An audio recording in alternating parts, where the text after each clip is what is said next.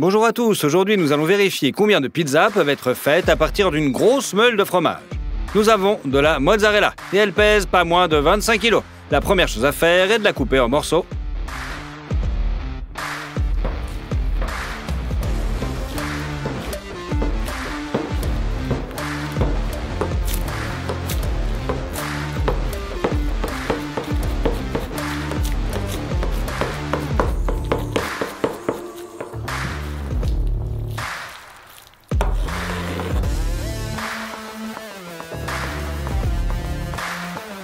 Pour accélérer le processus, nous utiliserons un mixeur doté d'un embout râpeur.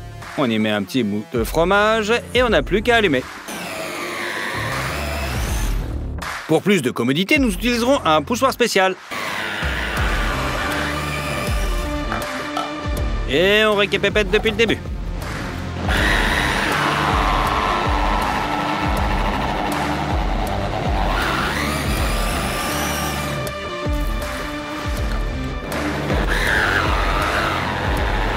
Le compartiment à fromage est plein. On ouvre. Et on met tout ça dans notre plat.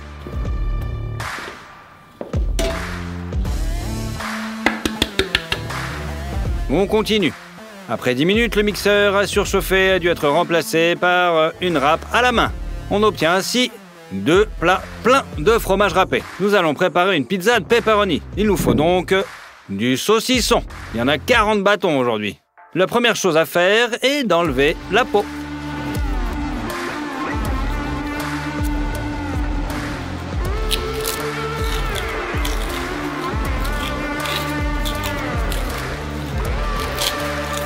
Allez, il n'en reste plus que 39.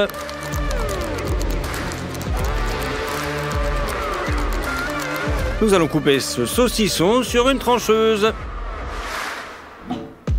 Allez, on peut en mettre plusieurs.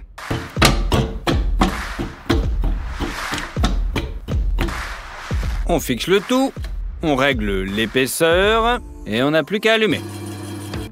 On tient bien le tout et on pousse le chariot en avant, en arrière.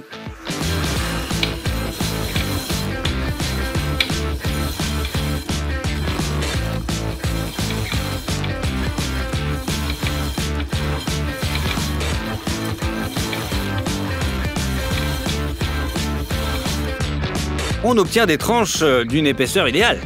Allez, on met tout ça sur un plateau. Et on continue à couper.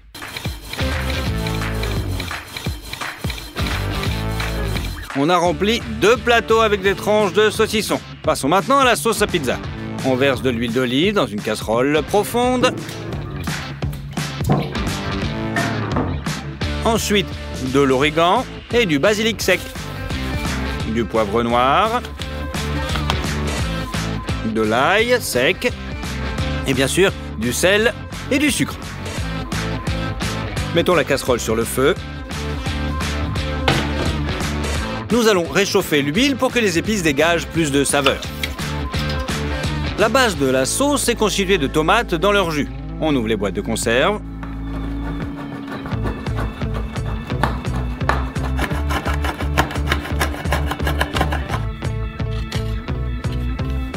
Et nous versons 13 litres dans notre casserole.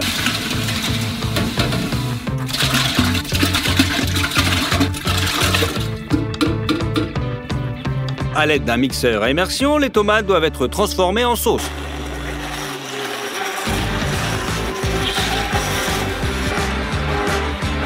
Lorsque la masse est devenue plus homogène, on couvre d'un couvercle et on laisse cuire dans la sauce. Au bout d'1 heure, la sauce a bien bouilli, épaissi et s'est imprégnée des arômes de tous les épices.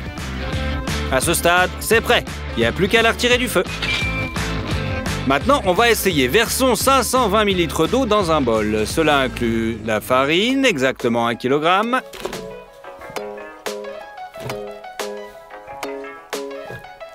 11 g de levure sèche, 40 g de sucre, une pincée de sel, enfin 60 ml d'huile d'olive.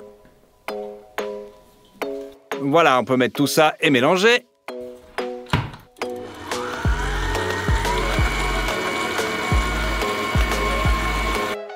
On sort et on verse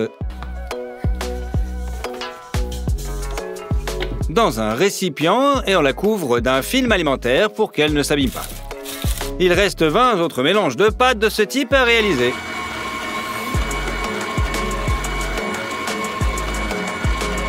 Tout est enfin prêt.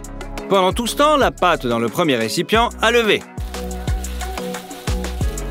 Il faut la pétrir pour faire sortir les bulles supplémentaires. Une fois de plus, nous attendons 1 heure pour qu'elle lève.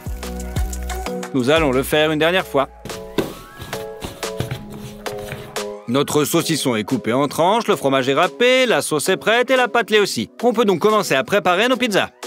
On découpe un morceau de pâte, nous avons besoin d'exactement 175 grammes. Nous saupoudrons la table de farine de blé dure ou de semoule afin que la pâte ne colle pas.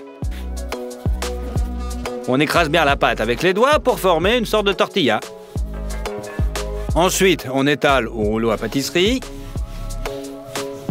Nous prenons ce petit plat pour que toutes les pizzas aient le même aspect. On soulève et le long des lignes prévues, on découpe l'excédent de pâte.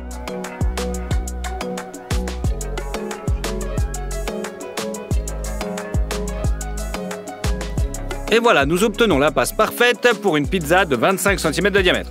On la transfère sur un grand plateau. Il n'y a plus qu'à ensuite ajouter la sauce.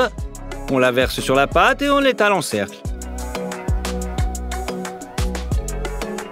L'étape suivante, la mozzarella. On l'étale bien. Et nous la répartissons uniformément sur toute la pâte. Maintenant, il nous faut notre salami. On l'étale sur toute la pizza. Ça y est, la première ébauche est enfin prête. Et on fait ça plein de fois. On rajoute nos petits bouts de bois pour pouvoir rajouter un plateau sur le dessus. Et on met tout ça au congélateur.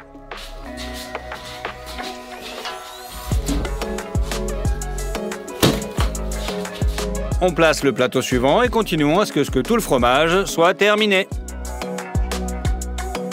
On est 4 personnes, l'une dispose de la garniture, la deuxième prépare des morceaux de pâte, et la troisième et la quatrième étalent continuellement la pâte et lui donnent la forme souhaitée. Nous avons donc travaillé pendant 12 heures d'affilée. Et le fromage a fini par s'épuiser.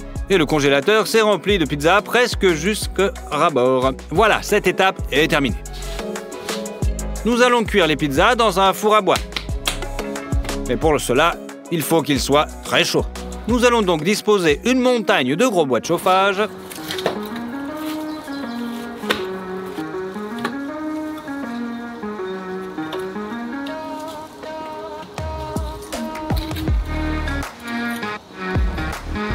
Des copeaux plus petits seront placés à l'intérieur.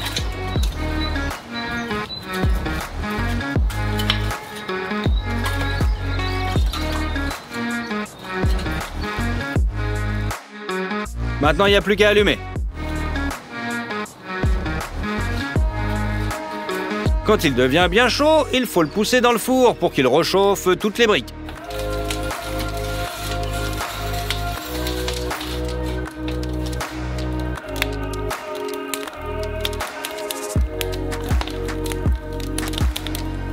Pendant ce temps, on sort toutes les barquettes de pizza de congélateur.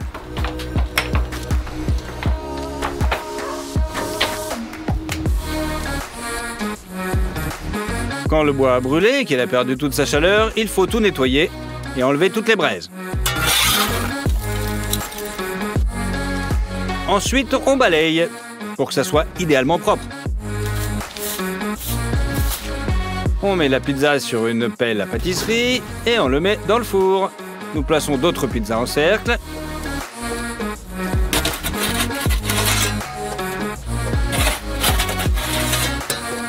Elles vont commencer à cuire assez rapidement. Nous avons donc très peu de temps pour assembler nos boîtes en carton.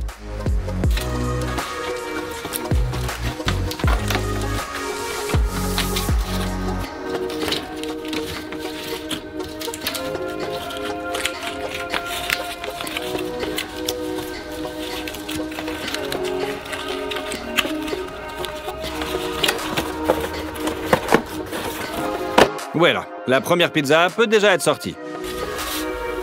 Écoutez, elle a l'air plutôt pas mal. On l'a mis dans une boîte. On fait la même chose avec les autres.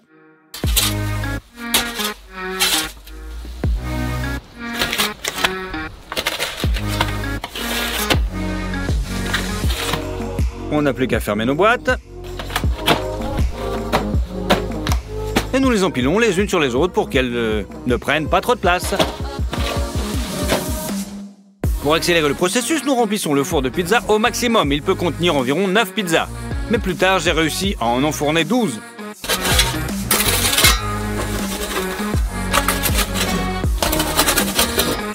Le temps de cuisson d'une pizza n'est que de 3 minutes.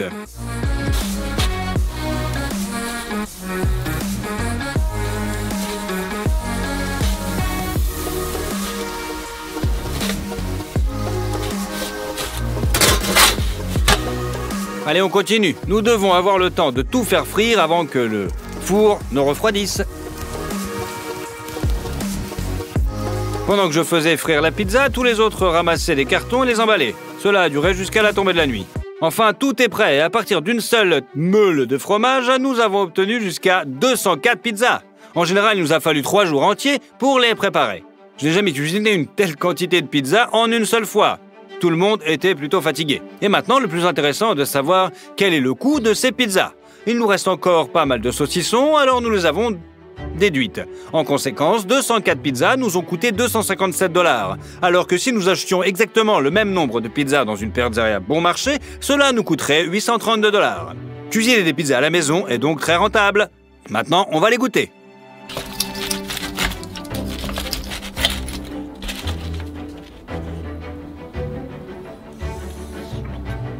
Une pizza tout à fait délicieuse.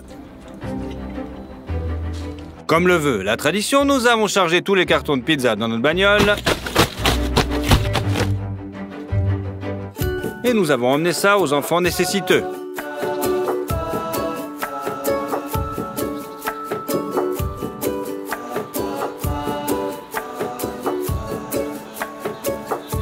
Eh oui, les enfants ont adoré les pizzas.